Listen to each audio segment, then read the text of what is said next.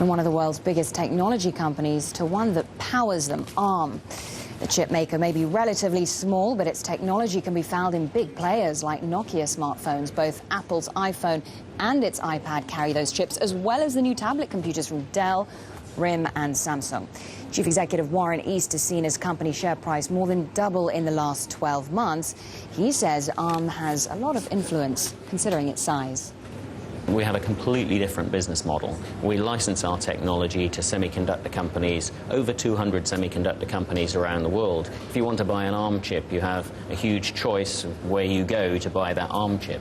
And actually, although Intel is a big company on its own and ARM is a small company on its own, if you look at the ARM microprocessor revenue at the chip level, then, last year you find a comparable number to the number for Intel microprocessors. It's about $25 billion. Small company like yourself, what are the challenges for you? You've got a market cap of just $6 billion. By comparison, Intel's market cap stands at $117 billion. What are your plans to compete with Intel?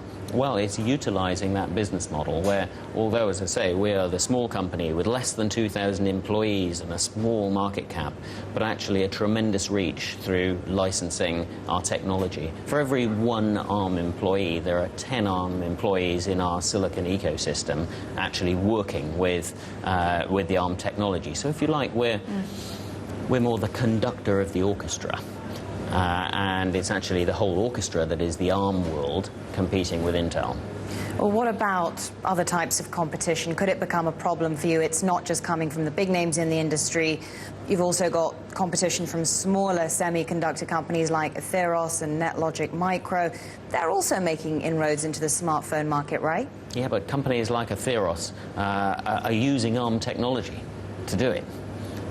So actually, this is how we do it. It's our business model is utilizing the resources of those semiconductor companies and getting them working as part of the ARM team.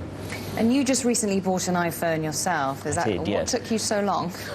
What took me so long was I had a perfectly good Nokia smartphone. And, it was time to upgrade to a new generation of phone. And I moved from the ARM 11-based Nokia phone to a Cortex A8-based What do you like phone. doing on your iPhone, apart from making phone calls?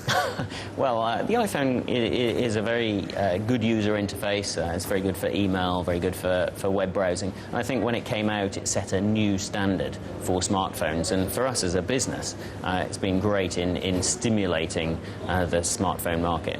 It set a new standard, but where do you go from there? And what do you think will be the next big thing in mobile phones? How do you see smartphones, iPhones innovating, developing? Well, it's interesting. I mean, we see our customers demanding ever-increasing levels of performance out of the microprocessors. We just launched a new microprocessor, Cortex A15. It's aimed at the smartphones of 2013 and beyond. It delivers about 5 times the level of performance. But you have to deliver it in the same power envelope because the phone still has a battery that's the same size. And that's being used for all sorts of more sophisticated user interfaces, sophisticated applications that are perhaps location-based applications. There is actually no end to what people want to do. How do you think we'll be using our phones in years from now? Well, our phones will become more and more invisible to us as they'll become easier and easier to use. So your digital world will go around with you, and some of it will be on your phone. You'll have maybe several phones, different form factors. And your virtual digital world will go around with you. Now, to deliver that and make sure that you don't have to remember how to drive all these things needs more and more technology to make the user interfaces ever simpler, so the technology is being the slave rather than us being the slave to the technology.